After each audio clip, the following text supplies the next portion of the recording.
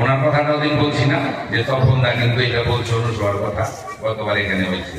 তাহলে অন্য কোনো বিষ্ণু পুরাণে এটা বলা আছে, যদি স্বামী সেবা করে ওই নারী যদি একাদশী নাও করে, কৃষ্ণ নাম নাও করে, মালা জপ নাও করে, যদি কৃষ্ণ নাম নাও নেয়, তাহলে স্বামী সেবার জন্য সে গৌরববাসী হবে, তাতে কোনো সন্দেহ নাই।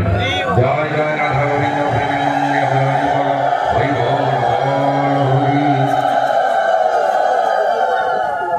একটুখানি বললাম, না বললো নয়। আবার অনেক জায়গায় আছে মা বাবার কথা বললে আমার উপরে খেপে। এক গ্রামে মা বাবার কথা বলছি, দেখে না আমাদের গতবার পাঠের কথা ওই গ্রামে বলে নেই। আমি পরে খবর পেয়েছি পাঠ ক্যান্সেল, আমার বড় বিপদে আছি আমরা। আবার অনেকে কানে কানে বলে একটু বইলেন, আরে দুঃখের দুঃখী যারা তারাই তো দুঃখ বোঝে। কি ব্যথার ঠিক না হইলে ব্যথা বোঝে না, তাই হ্যাঁ। কারণটা হলো কি, ওই গ্রামের ওই কীর্তনী হইলো, ওখানে পঞ্চতত্ত্ব গায়ে আরো কিছু কীর্তন কীর্তন করে। তারে বলছে মানে আমি তো আবার জানি না, যে মা বাবারে ভাবতেন না, আমি জানলে তাদের সামনে বলতাম না।